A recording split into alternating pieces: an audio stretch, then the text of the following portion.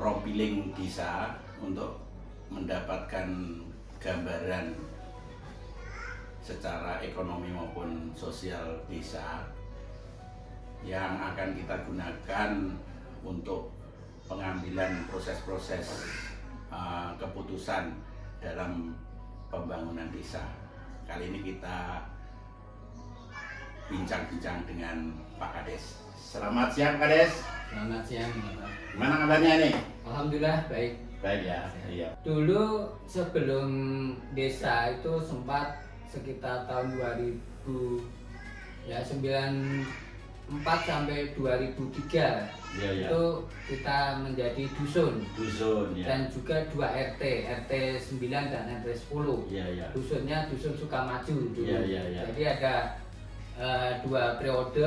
Waktu itu ada kepala dusun Pak Sumarjo dan juga Pak Nur Hasanuddin. Iya. Setelah itu kita Pemekaran desa bersama-sama Tanjung Keranjang.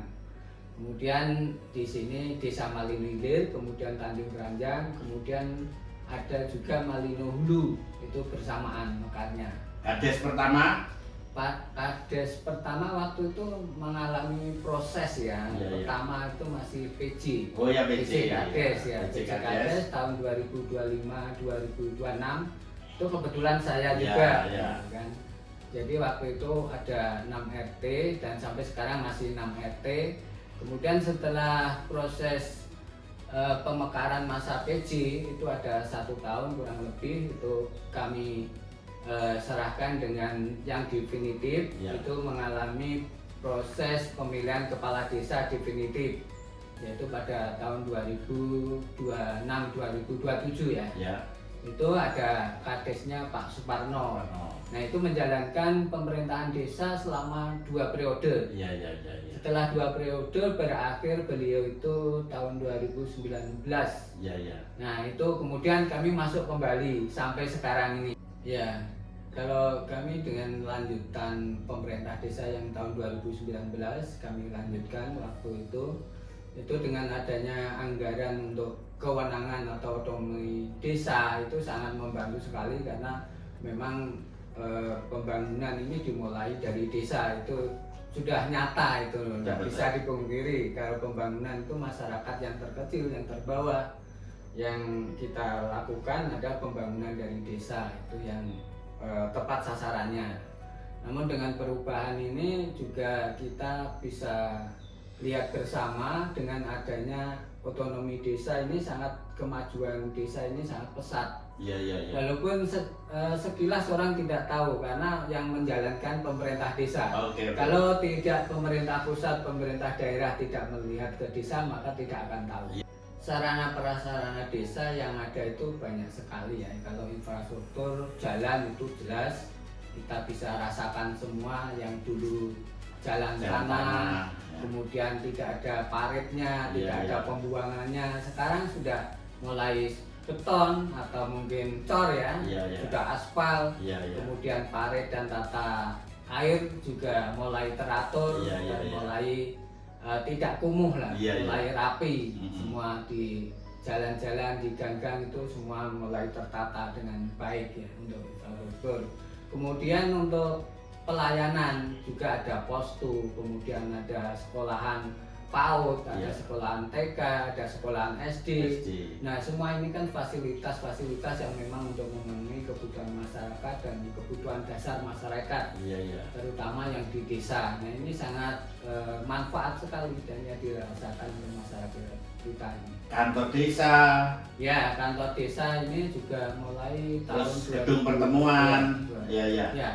Banyak kegiatan-kegiatan yang memang untuk fasilitas umum ini banyak sekali, hampir lengkap semua. Iya. Tahun ini juga kami TK kami sudah negeri, kemudian dibangun juga sekolah TK, ya sekolah TK dibangun di tanah desa dan sudah bersertifikat juga. Ini sudah mulai finishing, sudah mau jadi. Kita ini membangun ini kan kalau dana desa ini kan banyak swakelola. Iya. Kemudian sumbangsih masyarakat dan juga nilai apa ya, partisipasi masyarakat itu luar kan sangat biasa. banyak. Betul. Bukan untuk orang ketiga semua, tapi Betul. banyak yang dilakukan oleh masyarakat, kemudian yang diperintahkan oleh kementerian untuk padat karya tunai itu kan kami laksanakan betul-betul. Iya, Jadi betul. imbasnya ke masyarakat langsung. Kalau kelembagaan banyak sekali ya, hampir semua kelembagaan ini berjalan dan aktif semua, baik itu Karang Taruna, kemudian PKK, kemudian LPM, ada Dasawesma, kemudian ada kelompok tani, semua aktif. Iya. Dan itu kami dorong dengan anggaran ketahanan pangan. Iya, Jadi iya. untuk mengamankan ketahanan pangan di dalam desa ini, ya kami dorong dengan anggaran itu, dan itu sangat berjalan dan manfaat sekali untuk masyarakat kita. Untuk ketahanan pangan ini kami kolaborasi dengan desa dan juga pemerintah, ini sangat banyak ya yang dikerjakan, terutama ada kegiatan namanya unggulan desa. Ini juga ada kebun jeruk ini sangat bagus karena itu mendatangkan PAD desa, kemudian memberikan juga pendapatan masyarakat kita karena kita lakukan dengan padat karya tunai. Nah, padat karya tunai ini kan kita lakukan lebih dari 50% itu memang sudah dinikmati masyarakat kita. Iya. Kita bayar langsung. Iya. Artinya mau harian, mau per minggu, mau 2 hari minta bayar pun kita Iya. langsung, karena ini untuk mengatasi kebutuhan harian masyarakat Iya, kita. Nah, sekarang ini sudah memberikan produksi, bisa pelan-pelan mengembalikan modal kita seperti itu. Kemudian ada juga kelompok tani. Kelompok tani ini ada kelompok ternak, kemudian ternak ini juga ada ternak ayam potong, kemudian ayam telur. Nah, ini sudah menghasilkan semua. Ini kan sumbangsih dari ketahanan pangan, baik anggaran dari pemerintah pusat yang dana desa dengan kelompok-kelompok tani yang disupport juga dari Dinas Pertanian Kabupaten seperti itu. Kalau sekarang ini dari kita kilas balik yang tahun 2094 itu kan 1994 maksud kami, sampai sekarang ini kalau dulu cuma 100 kakak, sekarang ini sudah 443 kakak. Kalau jumlah jiwa itu sudah 1504. Iya. Jadi sudah banyak peningkatan, lebih, ya, sudah banyak peningkatan dan perubahan, dan juga kita ini semua suku, hampir semua seluruh Indonesia ada di sini. Kami sangat hidup dengan harmonis dengan kebudayaan dan suku bangsa yang berbeda-beda, tapi sangat harmonis. Sampai kami ini mendapatkan dari Departemen Agama, dari Kemenak itu sebagai desa moderasi beragama. Nah, ini karena kami keragaman budaya dan agama di sini. Kalau komunitas di Malino Hilir ini terutama peternakan. Peternakan ini kalau ayam daging atau broiler ini sangat melimpah. Artinya swasembada daging atau protein itu di desa Malino Hilir sangat melimpah. Bahkan bisa ke desa lain atau mungkin menyumbang di Kabupaten Malino untuk daging. Kemudian juga ada ayam telur sekitar kurang lebih 3.000 lebih. 3.500-an ya.